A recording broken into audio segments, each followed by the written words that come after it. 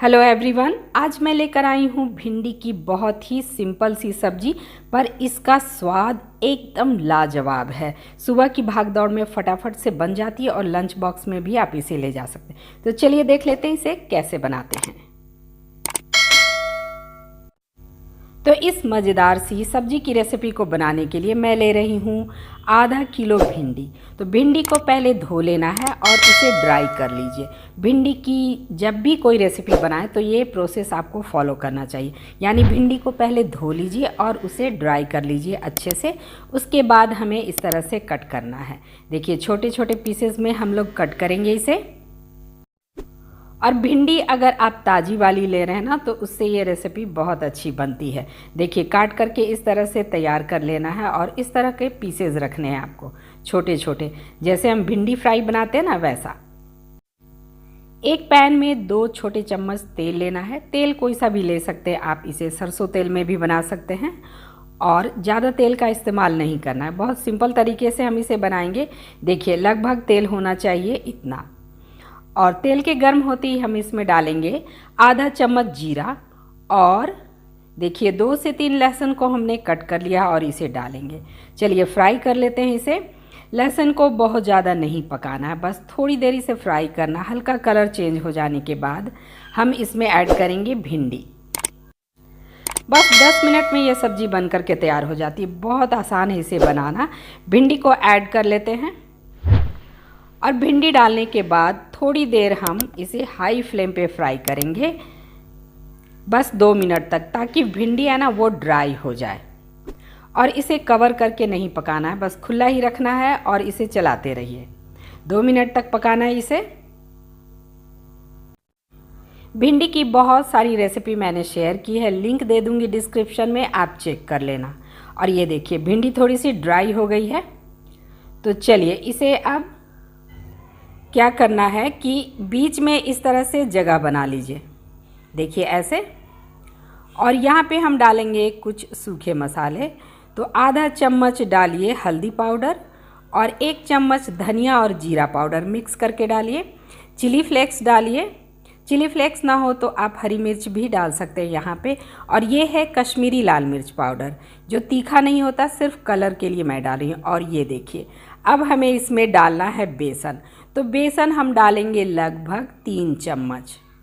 देखिए 3 छोटे चम्मच डालना है।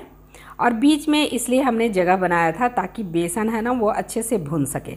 तो अब बेसन को हमें फ्राई करना है। देखिए इस तरह से हटा लीजिए भिंडी को और थोड़ी देर हमें बेसन को ड्राई ही भून लेना है, ताकि इसमें ना एक खुशबू सी आने लगे, बेसन अच्छे से भुन जाए। फ्लेम को लो रखिएगा, इस बात का ध्यान रखना है, नहीं तो बेसन जल सकता है। और लो फ्लेम पे अच्छे से इसे भूनिए। बस 2 मिनट इसे भूनना है और इससे एक अच्छी सी आने लगी है खुशबू। तो अब धीरे धीरे करके भिंडी को इसमें मिक्स कर लेना। देखिए इस तरह से मिक्स करते रहिए और सारा प्रोसेस अब हमें लो फ्लेम पे करना है। तो लो फ्लेम पे इसे हमें भूनना है जब तक कि भिंडी पे एक अच्छा सा कोटिंग ना हो जाए। चलिए मिला लेते हैं इसे। मिक्स हो गया ये बढ़िया से।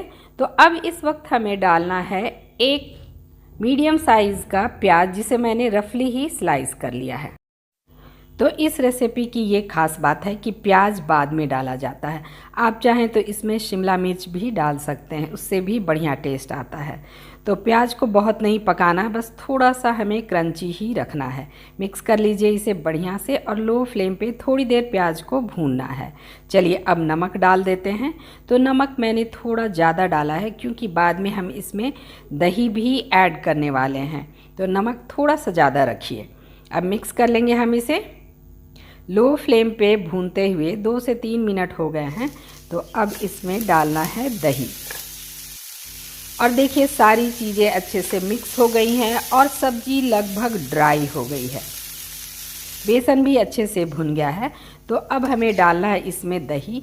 तो यहाँ मैं इस वाले चम्मच से, यानी जो खाने वाला चम्मच होता है, उससे डालूँगी लगभग 2 बड़े चम्मच दही। दही फ्रेश लें, खट्टे दही का इस्तेमाल नहीं करना है, नहीं तो सब्ज़ी का स्वाद बिगड़ जाता है।